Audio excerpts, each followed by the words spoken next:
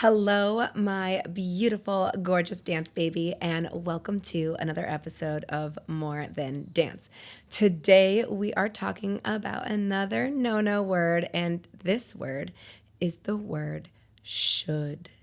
And we are going to go into how much we should ourselves and how to make different frameworks in our mind around the word should so that we can take back our power and feel more inspired versus guilty. So I actually caught myself shoulding on myself earlier this morning, and I was just like looking at my YouTube and looking at videos that I've posted, and I said to myself, you should be further along. And I sometimes say that to myself because I know how many hours I put in to work. I know how much I'm hyper focused on what I do. And sometimes I do feel like I should be further along, whatever that means to me that day. And I get to catch myself saying this because, one, it's not fair to myself and the work that I do. And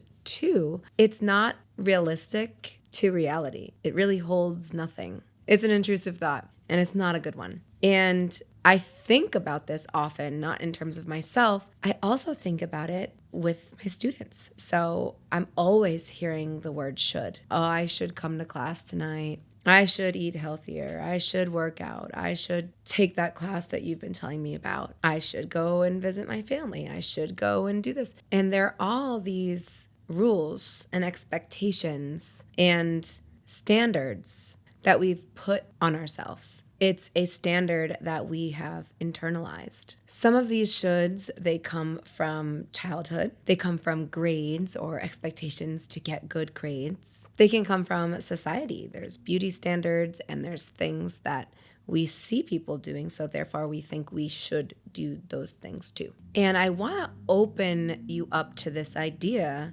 that should is not desire based. It's approval based. Whether that approval be on you, approving on yourself, or that people pleasing mentality that we've been tinkering around about.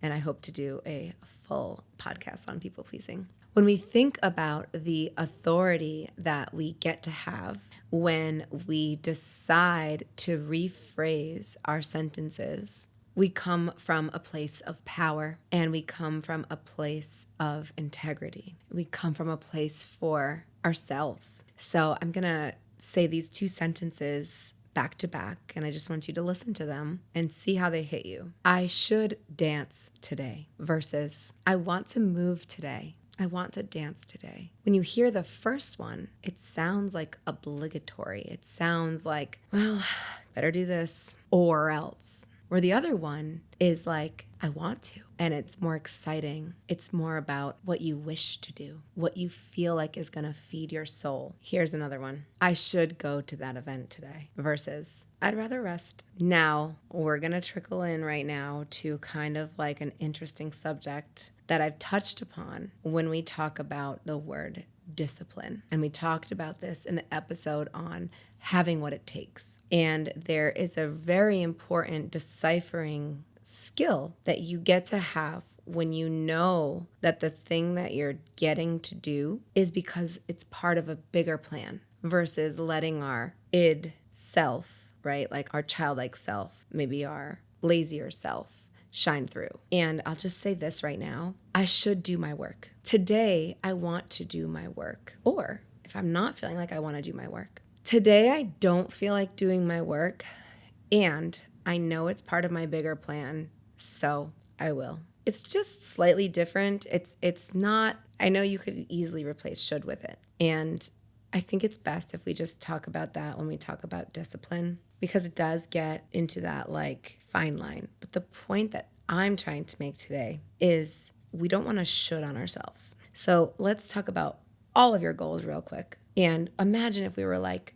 I should do this, I should do this, I should do this, I should do this, I should do this, which could be your reality right now. You might be thinking that on a daily basis. And when I talk to you about the word get to, which we're going to do in the next episode, then it might make full sense. So make sure you listen to the next episode because we're going to be talking about the word and the phrase have and get to. The point is, we are the ones deciding that we are going to do this. We are getting the opportunity to make time in our schedules for that. And it becomes something that you're prioritizing in a very different way versus I should do that. You're not always going to want to do it, but if it's for your higher self, you can honor it with love. So let's talk about how should disconnects you from you. Even in just those few examples when I was using the word should, I felt my body posturing change.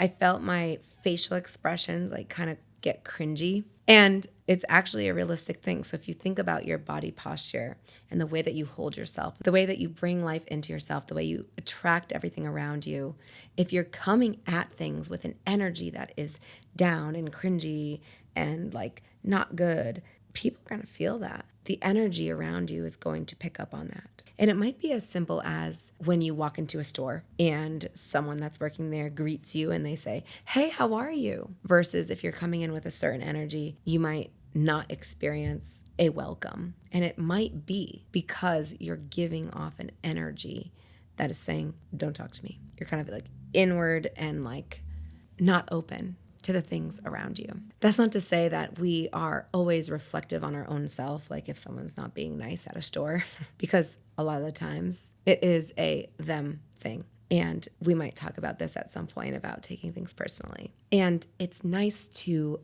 have an opportunity to be aware of these things and how our language, the things that are inside of our head, whether we say them out loud or not, affect our daily life, affect every hour, every minute, the things that we're working on long term. So when you feel like you're shooting on yourself, you might feel like tension in your chest. You might feel resentment, dread. You might feel guilt. There's going to be some shame involved. There might even be procrastination and then more shame because of that, more guilt because of that. When we should on ourselves, we become disconnected with our intuition and we become disconnected from our own desires.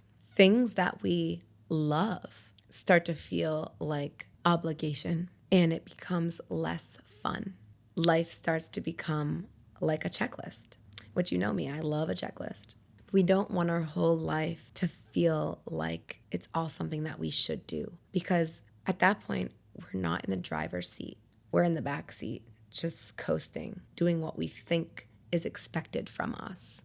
So I want you to take just a second and think about this question. If you removed the word should from your vocabulary, what would you actually want? And the expectations that we put on ourselves are really like they have no boundaries. It could be that you somehow feel like you should go to school and get multiple degrees.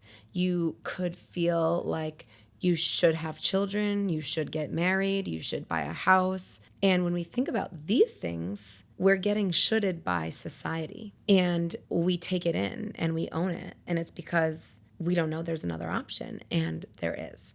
So we are going to have a little should detox. So the first thing, as always, is awareness. And this goes for our other words, our C word and our word try, and of course this word should. And it's just taking inventory. We need to know where we are to know where we want to go. So if you're having a week full of sentences and you notice, wow, I say should maybe 7 times a day, then you have data. You have something to work with.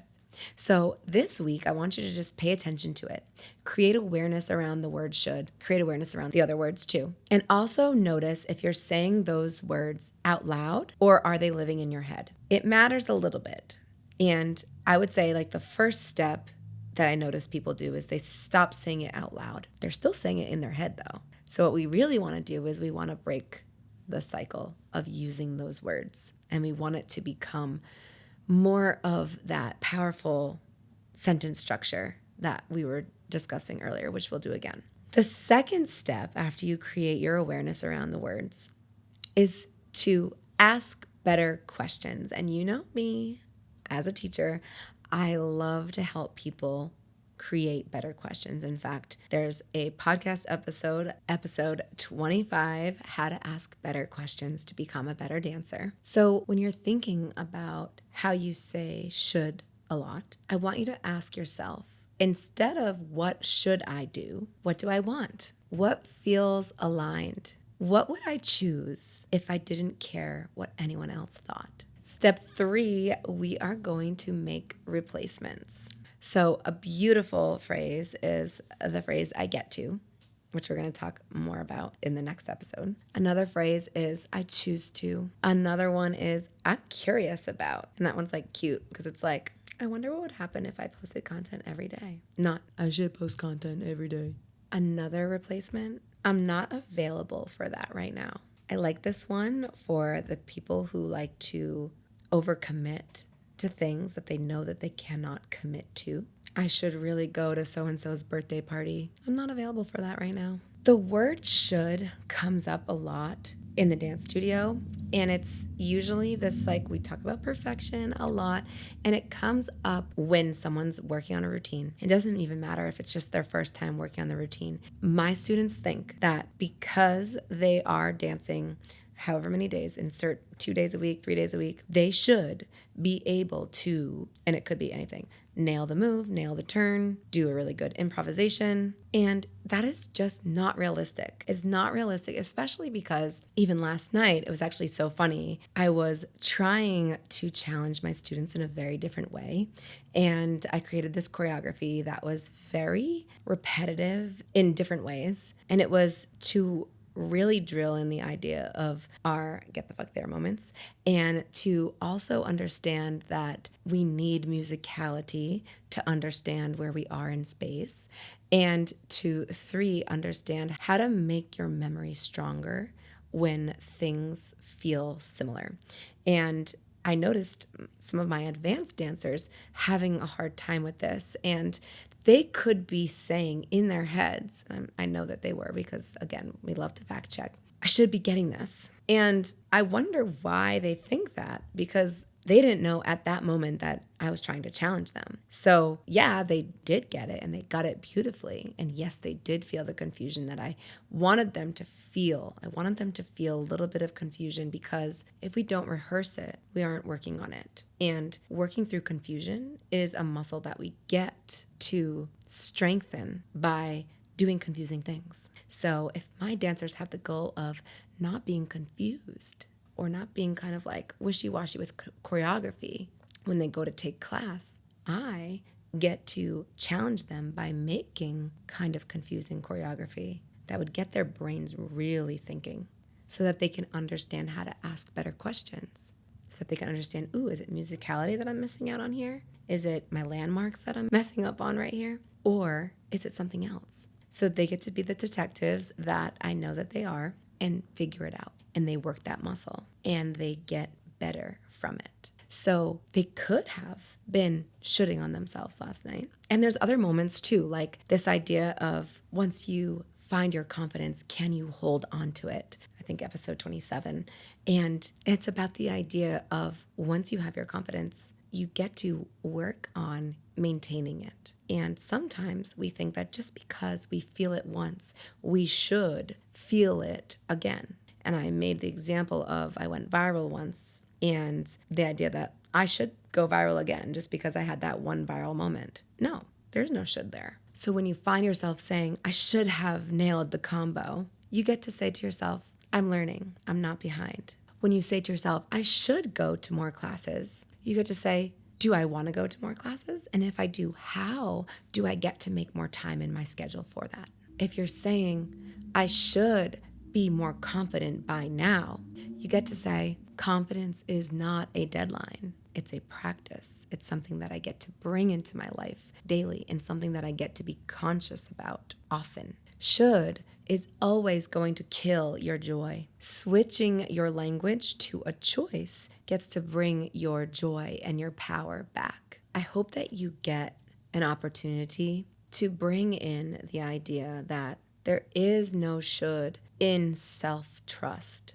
There's choice, there's curiosity, and of course, there's courage.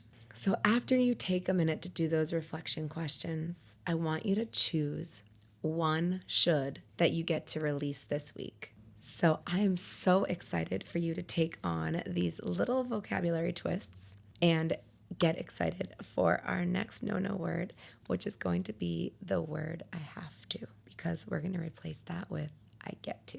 And we're going to get to go a little bit deeper into this subject and how it all connects. Because shoulda, coulda, woulda doesn't move the needle, and your higher self doesn't need guilt to get shit done. So I hope you enjoyed this. And if you did find it helpful, it would mean the absolute world to me if you left a 5-star written review on Spotify or Apple Podcasts. Thank you so much, and I'll see you on the dance floor.